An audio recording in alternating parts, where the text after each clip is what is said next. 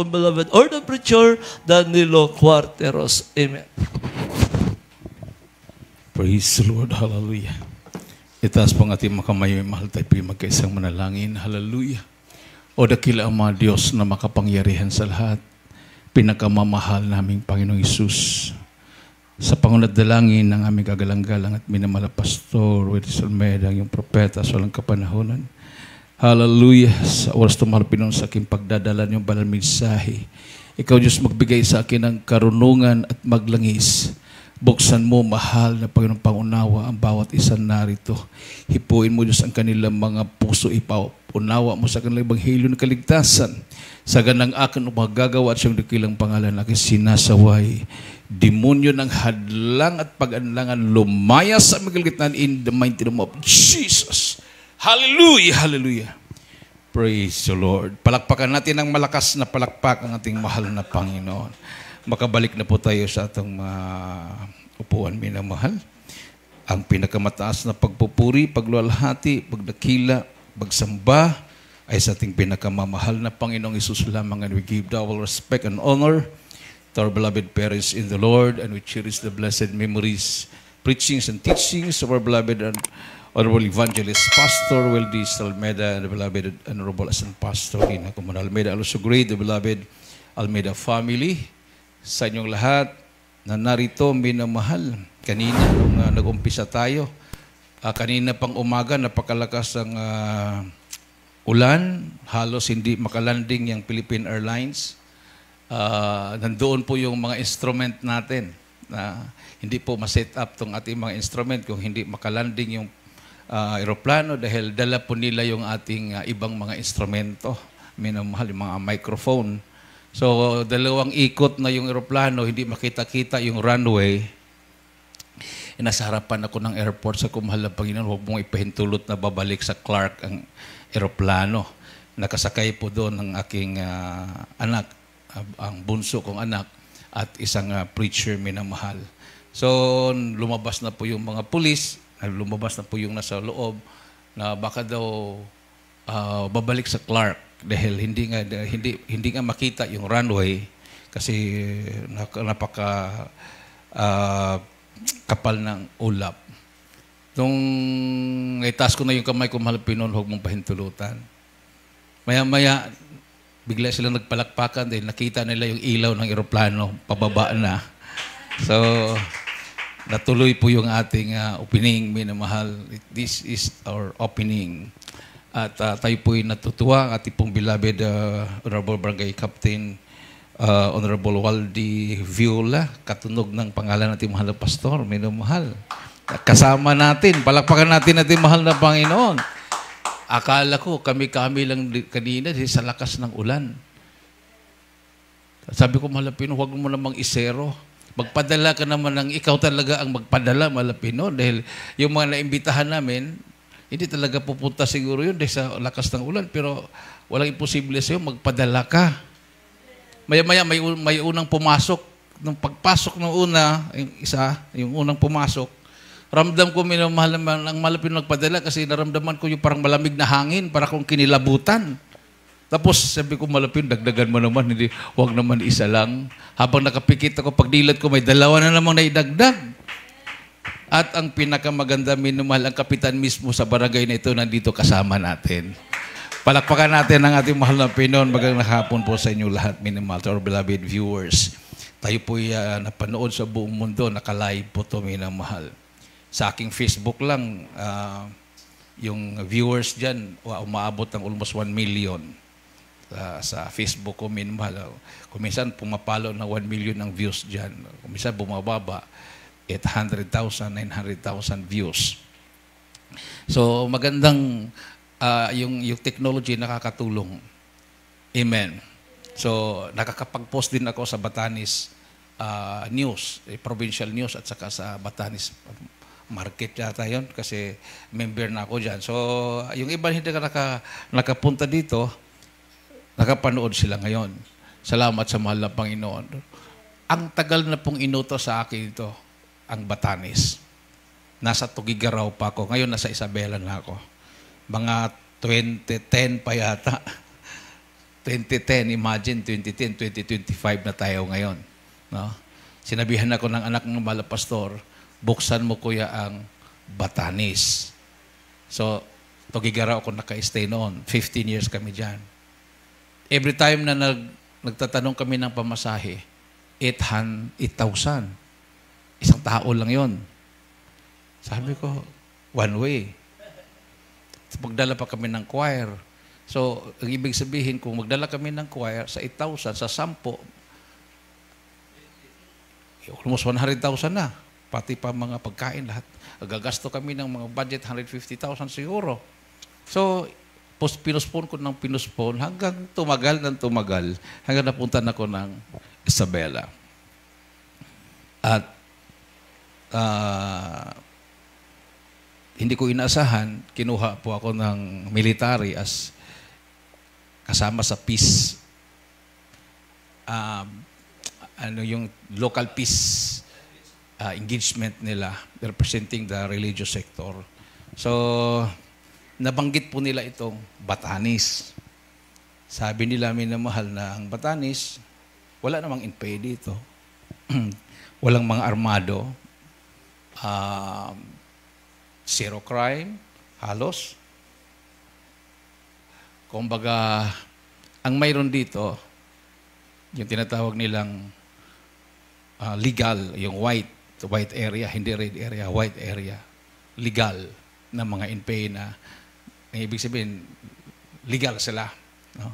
Mayroon silang mga party list, ganyan. Malakas daw dito. So, hindi sila makakilos-kilos kasi wala man silang mga armas. At ang delikado pa, by 2027, naka-schedule na yan na lulusobin ng China ang Taiwan. At ang Batanes ang pinaka-front line bago sila pupunta ng mainland. No? Ito yung pinaka-front line. That is why kayo po ay nabasa ko sa balita na required to train as a reservist from 18 years old to 66 years old. Alam yata ng ating barangay captain yan.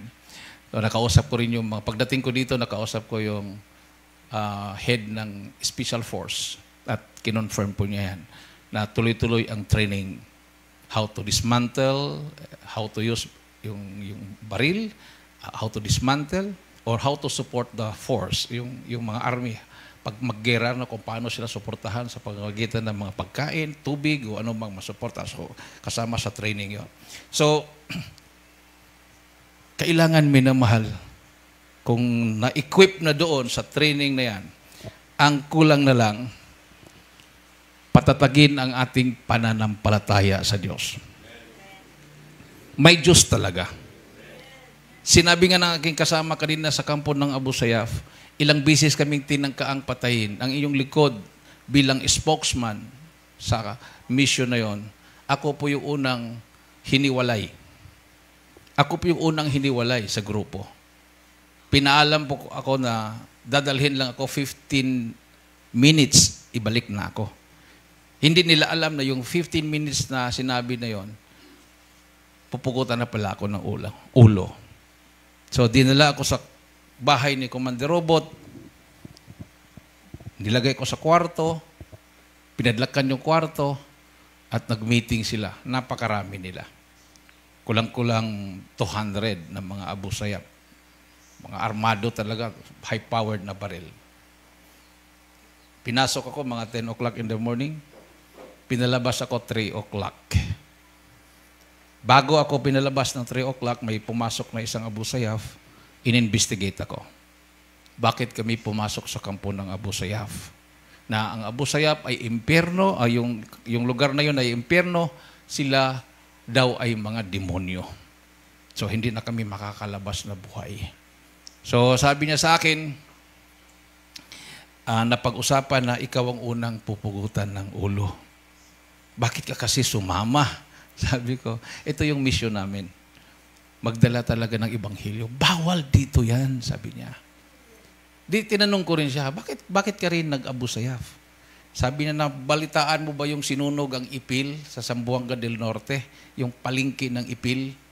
Sabi ko, opo. O, Zamboanga del Sur. Sabi ko po, isa ako sa human shield. Nagkidnap sila ng tao para hindi sila pwedeng ratratin ng mga pulis at sundalo. Kami ang human shield.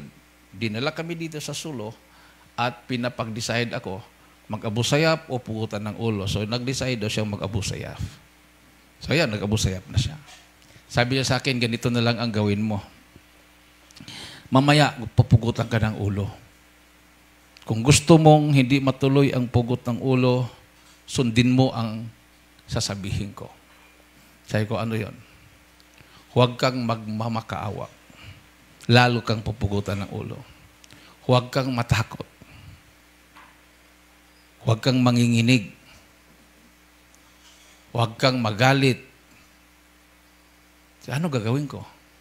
Habang ginugulgol yung liig mo, mag-smile ka lang. Inisip ko paano kaya paggulgol tapos mag-smile. Inisip ko namin naman, kaya ba yung mag-smile na gugulgulin yung liig tapos hindi ka magmamakaawa, mag-smile ka lang. Umalis siya. Pagka 3 o'clock ng hapon, binuksan yung pintuan, tinawag ako. Ang tawag sa Abu Sayyaf sa akin, Danny Boy. Danny Boy, labas ka. Paglabas ko, kala mo mga leon yung mga nasa harapan ko, nakatutok yung mga baril. Sabay ng iba, Commander, katayin na natin. Sabi naman ng Commander, kakatayin na nga eh. Nung narinig ko yun, minamahal, hindi ako natakot. Hindi ko nagparamdam na parang nangamba ako. Dahil nag-iisa ako eh. Pinaalam nga ako na dadalhin nila. 15 minutes, 10 o'clock, 3 o'clock na, ilang oras na yon. Hindi ko alam na pag-alis pala, nung hindi na ako nakita, nagpaputok yung mga busayap, may bumalik pala na dalawa at sinabihan yung grupo namin na binaril at pinatay na si Danny Boy. So, sila Brother John, yung kasama ko, nalungkot sila dahil hanggang doon na lang talaga si Brother Danny, patay na. Mayroon silang parang saywar. Mayroon silang technique na para matakot siguro sila, tinakot na patay na ako. So paglabas ko, nakatutok yung mga baril sa akin, wala kong ibang naisip yung sinabi, mag-smile ka lang. So hindi ko na inantay yung pupugutan ako ng ulo bago ako mag-smile. Nag-smile na ako. So, sinabi ko sa kanila, praise the Lord. Kahit anong praise the Lord ko, hindi talaga mabago yung mukha eh. Hindi nila unawaan yun. Praise the Lord po, praise the Lord. Smile na ako. Sabi ko, ang isip ko, ito na yung last smile ko, ay ibibigay ko na yung smile na, yung pinaka-last smile. Para bang pinakain ka na, last na kain, tapos papatayin ka na, kumain ka na ng masarap na pagnguya siguro, no? So, yung pag-smile ko, yung galing sa puso talaga na, mayroon kasing smile na parang ganun ka lang. Hindi talaga parang expression mo lang. Yung talagang smile ko na gusto kong mangusap sa kanila through smile. So, smile ko, praise the Lord. Ikot-ikot ako, 360 degree talaga. Ikot ko din. Nasa likod din yung iba eh. Praise the Lord po. Hallelujah. Praise the Lord. Hallelujah. Hanggang paikot-ikot ako nag-smile, naramdaman ko yung iba nag-smile na rin. Hanggang nagtawanan sila lahat. Nung nagtawanan na silang lahat, biglang may sumigaw, Danny Boy, punta ka dito. Pag lapit ko doon sa tinig na nagsabi, punta ka dito, si Commander Robot pala. Sabi niya, nakita mo yung sasakyan? Sabi ko, opo. Sumakay ka at bumaba ka sa Hulo, mauna ka sa Maynila, sabihin mo sa asawa ng inyong pastor at mga kasama mong prayer warrior, buhay kayo lahat. Pag sabing sumakay, praise the Lord, sabi ko, sakay na ko kaagad. Baka magbago pang isip eh. Sakay na ko kaagad. Pag sakay ko, kasi kargahan ng kupras yun, may mga kupras sa likod, yung niyog na niluluto, kupras. Pagdating ko sa checkpoint ng sundalo, hindi na ako nakilala kasi may mga biguti na rin ako. May balbas na rin ako. Naka-t-shirt ako. Haba na rin buhok ko. Hindi na ako nakilala na hindi ako Muslim. Pagdating sa pier, sakay ako ng fast craft, punta ng Zamboanga. Pagdating ng Zamboanga, eroplano ko papunta ng Maynila. Mayroon palang nakakita sa akin na media na picturean ako. Na headline kaagad kinabukasan sa Philippine Daily Inquirer, sa Manila Bulletin, sa Philippine Star, habang namimigay ng libreng newspaper sa eroplano, na nanghingi yung aking katabi. Ako, wala akong pakialam sa newspaper kasi nagsombrero ako ng gano'n para hindi ako makilala. Sabi ng katabi ko, Sir, mayroon na palang prayer warrior na kalabas. Pagsilip ko, mukha ko yung nandoon sa harapan mismo ng newspaper. Tumagilid ako, baka ako ma-recognize. So yun yung karanasan ko, minamahal, na kahit nasa kamatayan ka na pala, pag magtiwala ka sa Diyos, ililigtas ka niya. Nandyan yan sa Isaiah 54:17. At ipong basahin ng Isaiah 54:17. Pakinggan po natin. Dito po sa Isaiah, kabanatang 54, ang talata po ay 17. Ganito po ang nasusulat. Walang almas na ginawa laban sa iyo ay pakikinabangan, at bawat dila nagagalaw laban sa iyo sa kahatulan ay iyong hahatulan. Ito ang mana ng mga lingkod ng Panginoon, at ang katwiran nila ay sa akin, sabi ng Panginoon. Amen. Palakpakan natin ang ating mga Panginoon. So lahat ng mga armas ay gawa ng tao. Sabi diyan, no weapon that is formed against thee shall prosper. Walang almas na ginawa ng tao magtatagumpay laban sa iyo. Yes! So ito po yung kailangan ng taga-Batanes, minamahal, na klase ng pananampalataya. Mayroon ako nakausap diyan, first day namin, kasi naghanap kami ng pastoral house. Hindi pa namin natuklasan to. First day namin ikot-ikot. Mayroon kami naglakad kami dito, paikot ng airport hanggang likod. Mayroon kami nakasalubong na nag-jogging. Hanggang nakausap po siya. Isa siyang businessman. Mayroon siyang mga tindahan dito. Nagtinda siya ng motor. Mayroon siyang mga furniture, ganyan. Sabi niya, hindi daw tayo sa taga rito. Taga mainland. Ang tawag doon sa Luzon, sa mainland. Taga Abra yata siya. Sabi ko, Sir, nabalitaan mo ba yung by 2027, gigirahin na ng China ang Taiwan? Ay, hindi ko nabalitaan yun. Sabi niya sa akin. So, busy siguro sa business.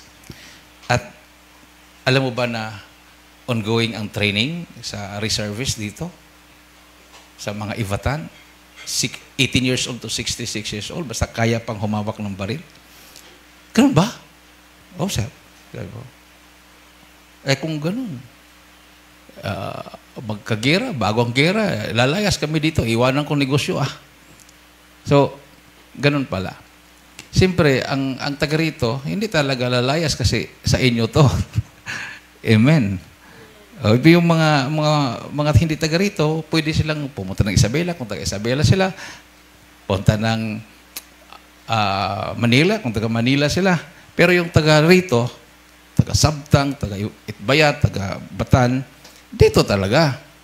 Yun ang dahilan na compulsory yung training ng reservist.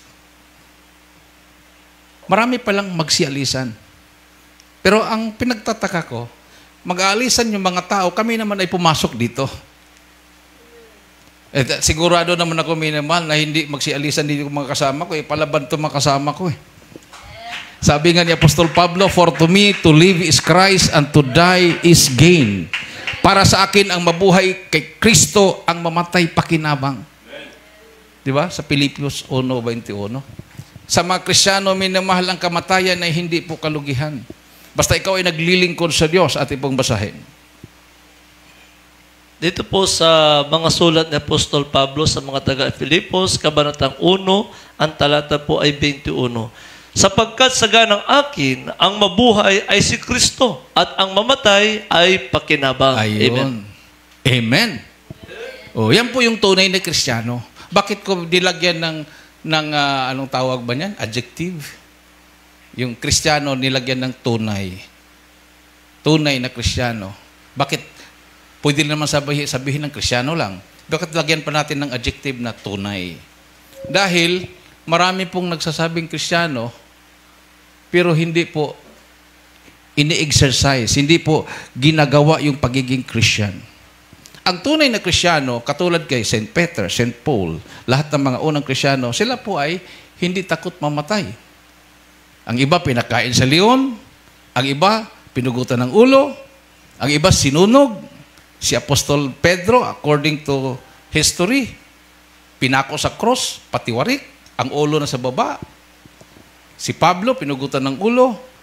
So, puro sila nagiging santo at santa o martir dahil ibinuhis nila ang buhay nila sa Panginoon. Amen.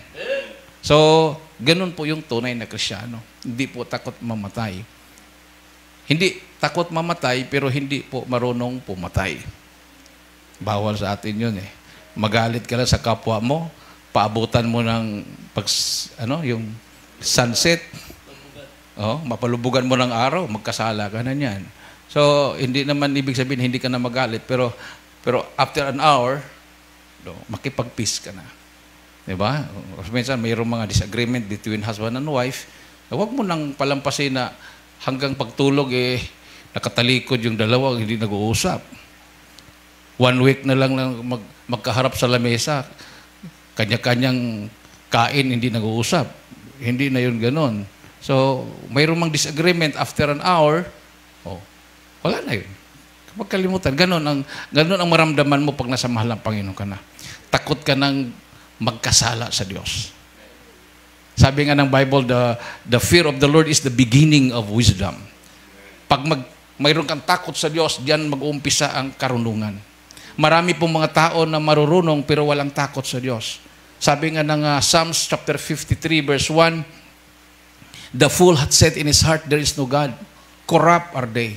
So sino po yung mga taong corrupt? Yung sinasabi nila walang Diyos. Kasi pag walang Diyos, hindi po sila takot gumawa ng kasalanan. So kailangan sa atin minamahal, mayroon talagang mahal ng Panginoon. So sabi ng Mateo 10:7-8, ipangaral ang Ebanghelyo na si Kristo ay babalik na. At kung mayroong mga may sakit, pagalingin, libre yun. Ako, ba't ako napunta dito? Kung minsan nagtatanong ako sa sarili ko, ba't ako napunta dito? Ang ambisyon ko sa buhay ay magiging successful sa pag-aaral. So from elementary, college, high school hanggang college, humiwalay na ako sa mga magulang ko dahil gusto kong matapos sa pag-aaral. Kasi kung mag-rely ako sa magulang ko, hanggang grade 6 lang kami. O kung maka-high school man, hanggang doon lang. Pero sa pilitan pa yon. So, grade 1 pa lang, humiwalay na ako sa pamilya ko. Nandoon ako sa lola ko. Kasi malapit sila sa school. Yung lola ko. Pagka grade 4 ko, nagsabi ako sa papa ko, gusto ko sa Central. Kasi honor nga ako, pero barangay elementary school. Sabi naman niya, sige nga, patunayan mo nga matalino ka. Second honor ka, pero barangay naman yan. Sa Central ka nga, kung ma-honor ka doon. Pero, sabi ng papa ko, mag-working student ka. Doon sa may-ari ng palaya natin. So, malapit lang yun. Malakad lang yung Central. Pumayag ako. Working student ako from grade 5 to grade 6. Totoo nga. Ang layo pala ng standard ng barangay kaysa Central. Imaginin mo yung nag-spelling kami kasi nilagay ako sa section 1. 1 to 20. Classmate ko, halos perfect lahat. Ang pinaka-lowest yata, 13. Tapos, wala pa yung pangalan ko, binanggit na yun. Pinaka-lowest, 13. Wala pang pangalan ko. Nag-iisa na lang yung papel na naiwan sa kamay ng teacher. Pagbasa, lang ako. Kasi sa barangay, bago kami mag-spelling, memorize muna. Ibigay mo na yung words, tapos i-memorize mo. Pag exam, memorize mo na. So, maka-answer ka na. Sa Central, hindi eh. Ang pag-pronounce pa, hindi mo, kung paano isinulat, iba pa ang pagka-pronounce. Ang layo. Sabi ko, ang hirap naman dito. Pero tinalo ko sila sa math. Doon naman ako nakabawi. Hindi sila makatalo-talo sa akin sa mathematics kahit ilan pang multiplication yan. Nag-graduate ako, number 4 ako. Mag-high school ako. Namatay yung papa ko, mag-first year high school ako, namatay yung papa ko, hindi na ako libre. Kasi dati, panahon ni Marcos, pag konsihal ang papa mo, libre sa high school. Namatay. Nahinto ako. Gusto ko talaga mag-aral. Working student tuloy. Pag-graduate ko ng high school, sabi ko, mag-college na ako nito kasi awardee ako eh. Mathematician of the Year, Excellence in Physics, daming award. Kaya lang, paano ako makapag-aral? May tuition. Biglang may pumasok sa aming school. Kumuha ng scholarship. Bohol Institute of Technology. Out of 75 items, just in 1 hour. Puro problem solving sa math. Sabi ko, kaya ko to. Naaabutan ako ng oras. 35 items lang ako. Pass your paper. Sabi ko, kung may Diyos. Kasi at that time, parang hindi na ako naniwala sa Diyos dahil palaging pumupunta sa bahay namin yung kapatid ng papa ko na commander ng NPA. Sabi niya, walang Diyos. Ang tao galing sa unggoy, sabi niya. Sabi ko, pag hindi ako makapag-aral ng college, mag-NPA na ako. Kaya palagi niya ako nirecruit eh. Sabi ko, kung may Diyos, ikaw nang mag-answer 36 to 75. Hindi ko nasusolve to. Diretso na ako mag-shade. Sinedan ko, walang solve-solve yun. 36 to 75. Ang naansiran ko lang 1 to 35. Alam ko, perfect ako doon. 36 to 75. Shade na lang ako ng shade kung ano yung pumapasok sa isip ko. Sabi ko, kung may Diyos, diktahan mo ako. Gusto ko mag-aral. After 1 week, bumalik sila. Yung valedictorian namin, 60% lang yata ang kuha. Walang nakaabot ng 70%. Sabi niya, mayroong isa, naka-perfect. Ang inyong lingkod, nakuha ko perfect score. Sabi ko, may Diyos pala. May Diyos pala. Dala-dala ko yung aking certificate. Pagka-pag-aral na ko. Libre tuition. Nagalit naman yung mga kapatid ko. Anong pagkain mo sa Tagbilaran City? Anong pambayad mo sa boarding house? Nag-isip na naman ako. Mag-NPA na lang talaga ako. Nirescue na naman ako ng mahal na Panginoon. May professor sa Benguet State University sa Baguio, sa La Trinidad, Benguet. Taga Garcia Hernandez, Bohol. Pumunta sa school namin. Sinabihan yung aming advisor, give me the top 5 of your class. Interviewin ko. Dadalhin ko sa Baguio. Ay, nagpa-interview ako. Top 5. Sabi niya, among the top 5, ikaw lang ang pumasa. Ako lang pumasa. Sabi ko, sir, teka muna. Bakit hindi pumasa yung mga classmate ko? Ang tanong mo lang, anong trabaho ng mga magulang mo, anong income, lahat lang. Ganun lang ang tanong eh. Sabi niya, yung mga classmate mo 4, mayayaman sila. Ikaw lang kasi ang pobre. Ang kukunin ko kasi, matalino na working student. Sabi ko, ay gustong-gusto ng 4 na makapunta ng Baguio. Disqualified sila dahil matalino sila. Hindi naman sila pwedeng mag-working student. Sabi ko, hindi pala disadvantage ang mahirap kasi nakapasa ako dahil ako ay mahirap. O, dala ako sa Baguio. Sa madalit sabi, nag-aral. At pagkatapos ng first year, biniyayaan ng mahal na Panginoon.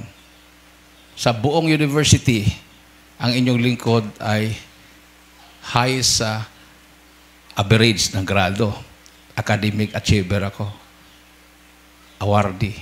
So, nag-apply na ako ng study na operator plan kasi nag-retire na yung nagdala sa akin. Tuloy-tuloy kong nag-aaral hanggang 4th year.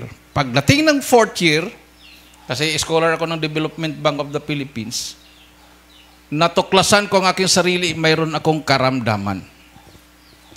Mayroon akong naramdaman na pag tumitingin ako, parang may ulap yung mata ko, yung kabilang mata ko. May tumubo. Pina-check up po sa doktor. Sabi niya, pterygium. Yung pterygium, pag tatabon sa itim na part ng mata mo, mabubulag ka. Sabi niya sa Amerika, ini-script yan, inoperahan, pero tumutubo pa rin. So, anong gagawin ko, Dok? Bili ka na lang ng eye mo, pag pumupula, patuluan mo lang ng eye mo. Pero wala nang kagalingan yan. Yan ang common na sickness sa mga farmer. Kasi na-expose sila sa ultraviolet rays ng araw. So, yan, nabubulag sa pterygium. May sinusitis ako, mayroon akong acute ulcer. Nung nakita ko yung crusade, pagbaba ko ng Baguio General Hospital, nakita ko ang lalaki ng streamer, Jesus Miracle Crusade. Dinaluhan ko yon. Baka sakali gagaling ako. Totoo nga. Nung ako'y nabautismuhan, ikatlong araw, kasi 7 days crusade yun, that was 1991, sa Burnham Park. Nung ako'y nabautismuhan, pagbangon ko sa tubig, pag-uwi ko sa dormitory, sinubukan kong tumingin sa salamin kung gumaling nga yung mata ko. Pagtingin ko, hinanap ko yung pterygium sa mata ko, hindi ko na mahanap. Gumaling na pala ang iyong lingkod, minamahal. So, tuwang-tuwa ako. Pagkatapos ng crusade, hindi ko na tinapos yun kasi naka-schedule akong mag-seminar sa University of the Philippines sa Los Baños, sa management seminar. Kasi ang kurso ko, Bachelor of Science in Agribusiness Management. After 1 month seminar, pagbalik ko sa Baguio, sa Benguet State University, nag-enroll ako, wala na akong ganang magbasa ng libro. Ang nasa isip ko, Word of God. May mga panaginip ako na naggera ang sundalo at NPA, nagdipa-dipa daw ako, nakabarong ako, sabi ko, huwag kayong maggera, pag-usapan natin to. Sabi ko, weird naman yung panaginip ko. Paano mangyari yun? Magdipa-dipa ka, di matamaan ka. Yung pala, tinawag na ako ng mahal na Panginoon. Nag-full-time worker ako. At yun ang ginagawa ko ngayon. Mga kampo ng NPA sa Cagayan Valley, kahit liblib na lugar, pinapasok namin yan, dala-dala ang Biblia at nangangaral ng Ebanghelyo ng kaligtasan. Sumuko, mga commander. Bible study sa kulungan, nandoon ang mga NPA na kulong, sumuko, nagpabutismo din ang mga commander ng NPA. Ngayon po, minimal, declared na ang Region 2 na wala na silang NPA doon. Paano? Nabaptize na natin.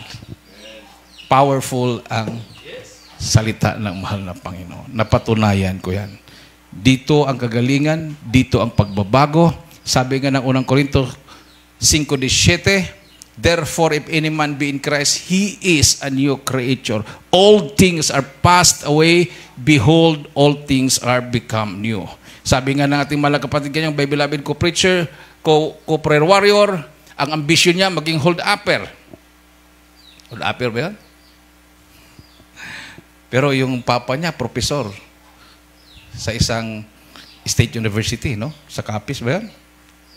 Iloilo State University. Professor ang papa niya. Yung mga kapatid niya, mga professional din. Pero ang sa kanya, baka mag-aral-aral pa. Pa-English pa, hold up, dali lang pera. Pero na-save siya dito, nagbago. Dahil ang salita ng Diyos, totoo. Huling talata, at ipong basahin. 2 Corinthians 5:17. Dito po sa ikalawang taga-Korinto, Kabanatang 5, ang talata po ay 17. Ganito po ang nasusulat.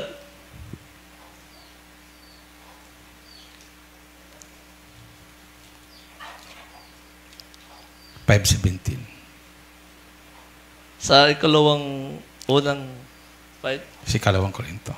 Okay. Kaya't kung ang sinuman ay na kay Kristo, siya ay bagong nilalang. Ang mga dating bagay ay nagsilipas na. Narito, sila'y pawang naging mga bago. Amen. Amen. Therefore, if any man be in Christ, he is a new creature. Napatunayan po natin yan nung panahon ni Duterte, former President Duterte. Nag-launch po siya ng war on drugs. Pinakita po sa akin ng kasamahan natin, nakakuha siya ng listahan. Brad, unahan natin to. Sabi ko, bakit? Ito yung listahan ng mga drug addict dito. Ano yan? Bakit nakukalista? Ito yung babarilin. Ha? Oh, mabalitaan mo na lang yan. Within 6 months. Pag hindi natin maunahan to, ubos to. Sabi ko, sige. Katukin natin yung mga bahay na yan, kung nasaan yan. Inunahan namin, nangaral kami ng Ebanghelyo. Yung iba, naniwala, nagbabutismo. Ligtas.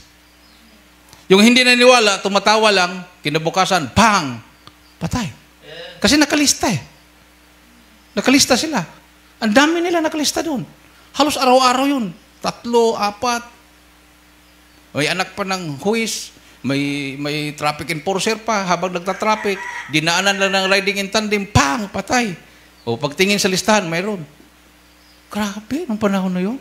Pero nakabautismo po tayo ng mga almost 200 na nasa listahan. Buhay sila. Binago sila ng mahal na Panginoon. Ako mismo, biktima ako eh. Nung una, hindi ko na unawaan yung bakit pinapatay. Galing kami ng Marag Valley, madaling araw. Yung sinakyan ko na pick up, walang aircon yun, binaba ko yung bintana. Yung drug addict na wanted na sa listahan, nakakalbo. May bit-bit pala na bato na kasing laki ng kamao ko. Pagtapat ng aming sasakyan, binato kami. Pak! Kung dito ang natamaan ko, patay ako on the spot yun. Hindi na ako mabubuhay dito sa panga. Mabuti dito na tumama. Dito sa shoulder ko, pag matamaan ka pala ng ganun, hindi ka pa makaramdam ng sakit. Parang namanhid lang. Pak! Tumama sa atip ng pick-up. Ang pinagtataka ko, bakit ko nasalo yung bato? Nasalo ko yung bato, pag bounce, nasalo ko. Tapos may bumulong sa akin, batuhin mo. Mayroon namang bumulong, huwag mong ibato. Sabi ko sa driver ko, hinto ka. Binato ako. Sabi naman ng anak ko, si Angel, sa likod, sa pick-up, pa, dumampot uli ng bato. Sabi ko, huwag ka huminto, tuloy mo. Pagtamin, tumakbo na. Tiningnan namin sa listahan, nandoon sa listahan. Tumakbo ng apari. Sabihin mo sa labuans, tawagan. Pag ayaw niya magpakita sa akin, bahala na malapin sa kanya. Natakot. Nagpakita. Nagpabili ako ng tinapay. Kasi sabi ng Bible, pag batuhin ka daw, igantihan mo ng tinapay. So nagpabili ako ng pandesal.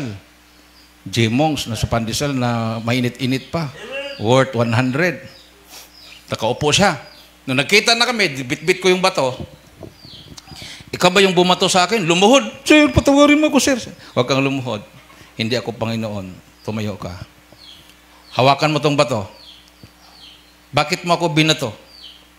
Sabi niya, hiniwalayan kasi ako ng asawa, sir. Bakit? Drug addict po ako, sir. Walasing ako, sir. Pasapasisya na, sir. Ganon. Nasa listahan ka, papatayin ka. Ngayon, yung bato na yan, bigay mo sa akin. Binigay niya. Ito naman ang sayo. Ano yun, sir? Tinapay yan. Mainit pa yan. Kumuha ka. Kuha siya. Kainin mo. Kaya, kahit mainit, kain siya. Sumunod-sunod sa akin eh. Sumasunurin ka talaga. Magpabutismo ka, sir. Bautismo. Pagkatapos, sabi ko sa kasama ko, punta ka doon sa pulis, sabihin mo, bautismado na siya. Inerase yung pangalan niya kaagad. No? Sabi ko, para gusto mong mabuhay? Opo, sir. Nasa listahan ka eh. Mag-apply ka na lang ng abroad. Kasi total, erase na yung pangalan mo. Wala ka ng record siguro. Abroad ka. Naligtas natin yung buhay niya. So, marami tayong naligtas. Nag-conduct tayo ng drug symposium sa mga paaralan. Halos naikot na natin ang mga national high school sa Tugigaraw. Nag-conduct kami ng Bible study sa mga military camps, sa mga kapulisan, at sa mga kampo ng NPA. Hanggang ngayon, buhay pa rin kami. Totoo ang Bible. Tumayo po tayo, minamahal. Awitin po natin ang fear not. Huwag po tayong matakot. Kami po ay pinadala ng Malapinon dito sa inyong lugar para i-encourage kayo. Huwag kayong matakot. Kasama natin ang mahal ng Panginoon. Sabi nga ng ating beloved barangay chairman, pagdating ng panahon, lalo tayong magsama-sama. Amen. magsama-sama tayo. Hindi namin alam ang mga tao dito, anong mga lugar, di pa namin alam yung mga kalye. Pero kayo ang pinadala ng mahal na Panginoon. Napuntahan na namin ang Sabtang. Nag-Bible study din kami doon. Ang balak namin, mapunta ng Itbayat para mag-Bible study din doon. Sabi nila, ang hirap daw ng dagat. Sabi ko naman, kung panahon mo na, panahon mo na. Eh kung hindi mo pa panahon, sabi nga, gagamitin ka pa ng mahal na Panginoon. Hahaba pa ang buhay mo. Itaas po ang ating mga kamay, minamahal, habang tayo aawit sa ating mahal na Panginoon. Bilang pagsuko sa ating Diyos na buhay. Hallelujah. Praise the Lord. Glory to Jesus.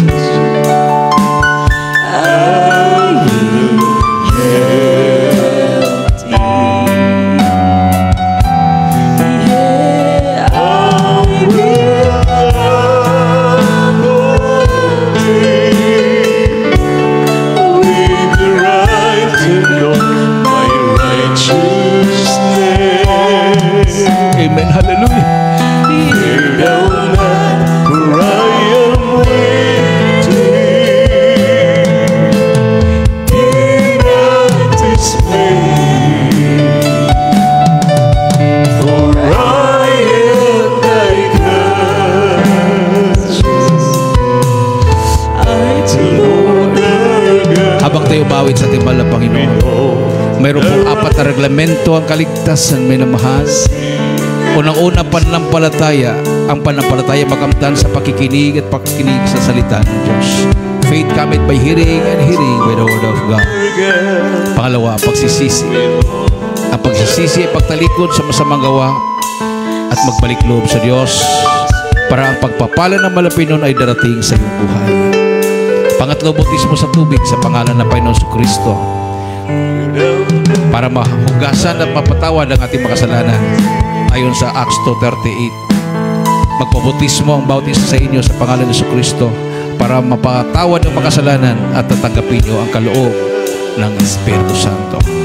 Pang-apat, Diyos nang gagawa, bautismo sa Espiritu Santo. Hallelujah. Sumunod ka sa panalangin ito. Banggitin po nyo taos puso. Hallelujah. Mahal na Panginoong Isus, maraming salamat sa Ebanghelyo na kaligtasan na aking napakinggan sa oras na ito. Mahal na Panginoon, patawarin mo ako sa lahat na aking managawang kasalanan. Ako po ay taos puso na nagsisisi. Tinatanggap kita na aking personal na tagapagligtas. Panginoon, Diyos at Hari na aking buhay. Pumasok ka sa aking puso. Isulat mo aking pangalan sa aklat ng buhay sa kalangitan. Iligtas mo ako, 10 aking mamahal sa buhay. Ako'y maglilingkod sa iyo mula ngayon hanggang siyang pagbabalik. In Jesus' name, I pray. Amen. Nakilaman Diyos na mga paglilis sa lahat. Sa lahat ito mga kapsyan mga Pinoon, bilang Panginoon tagapagligtas sa kanilang mga buhay, patawar mo siya sa kalapusan at pagwintag mo. Gawin mo siyang tunay na Kristyano. Isulat mga lamang pangalan sa kalapusan. Iligtas mo sila sa paglamamahal sa buhay. In the name of Jesus, I pray. Amen and amen. Praise the Lord.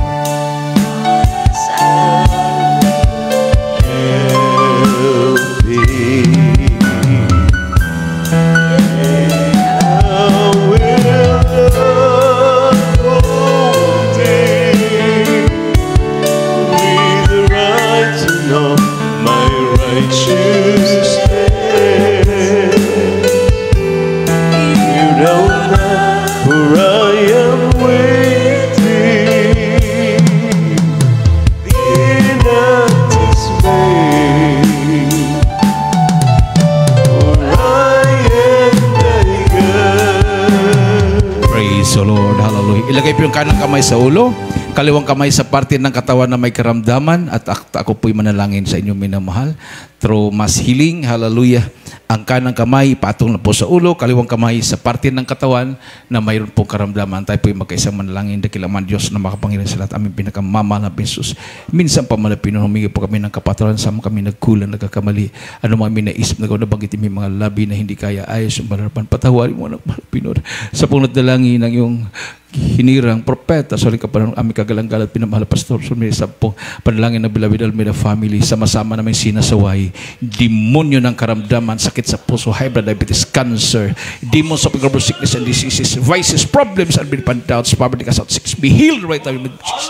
Hallelujah, in Jesus' name, be healed right now in the name of Jesus. Hallelujah. Hallelujah. Praise the Lord. Itaas po ang ating mga kamay. Tumalon po tayo ng 3 beses. Sabay-sabay po nating isigaw ang makapangyarihang salita, ang hallelujah. Praise the Lord 3 times. Hallelujah. Praise the Lord. Hallelujah. Praise the Lord. Hallelujah. Praise the Lord. Palapakan po natin itong mga Pinoy minamahal. Hindi lang po kayo. Ililihans ko po kayo minamahal.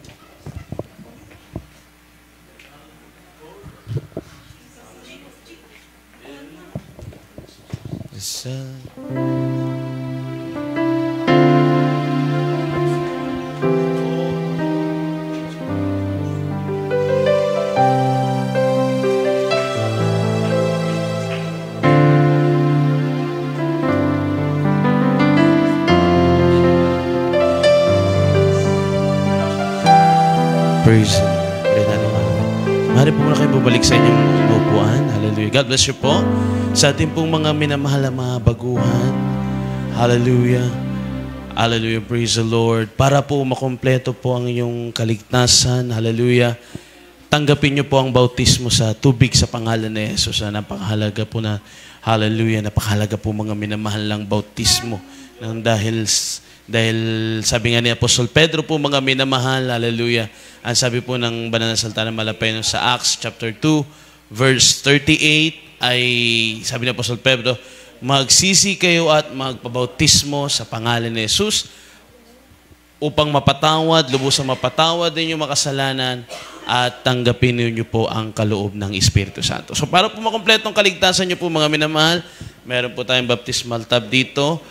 Kayo po ibabautisman sa tubig sa pangalan ni Jesus. Hindi po kayo mababasa mga minamahal dahil meron po tayong damit na pangbautismo. So, inyo po hubarin po yung mga damit mga minamahal at magbibihis po kayo ng damit ng pangbautismo. Then after po baptism mga minamahal, ay ibabalik nyo rin po yung damit upang kayo po uuwi ng tuyo. Para makumpleto pong kaligtasan. Sabi ng Biblia mga minamahal, unless a man be born of water and of spirit, he cannot enter into the kingdom of God. Maliban na ang isang tao ipinanganak ng tubig at espiritu, hindi ka makapasok sa kaharian ng langit. So napakahalaga po ng bautismo, mga minamahal. At ang bautismo sa Espiritu Santo, mga minamahal, ang Diyos na po ang gagawa niyan, mga minamahal. Hallelujah. Sa inyo patuloy pong pagdalo. Hallelujah. Sa inyo po, mga minamahal, patuloy po kayong dumalo sa ating po mga gawain, mga minamahal. Meron po tayong 3 times a week po na gawain dito po sa dako po ng Basco, mga minamahal, dito po sa ating pastoral house, mga minamahal. Every Wednesday po, alas 3 hanggang alas 5 po ng hapon. Every Fridays, alas 5 hanggang alas 7 po ng gabi, mga minamahal. At sa araw ng linggo, alas 9 hanggang alas 12 po ng tanghali. So sikapin nyo po, mga minamahal. Magpatuloy po kayo na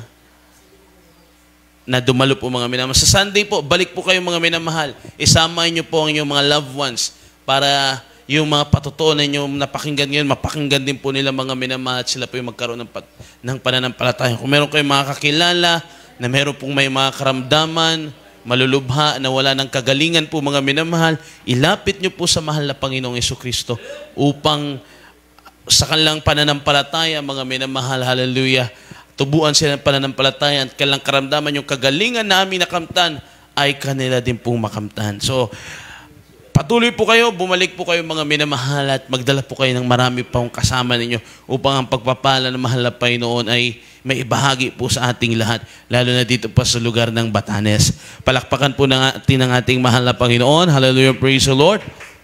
At sa oras na ito, hindi na tayo magtagal. Tayo po tumayo, mga minamahal, at ating tapusin po ating banal na gawain sa ating closing prayer. Hallelujah. Tumakder tayo. tumayo tayo mga minamahal at tayo po mga minamahal ay magkaisang manalangin at ang binibigay po pagkataon sa ating beloved Brother Ed para po sa ating closing prayer. Praise the Lord. Tayo mga minamahal. Hallelujah, mapagpalang Diyos sa matamis at makapangyarihan, Panginoon Jesus, Panginoon. Hallelujah, nagpapasalamat po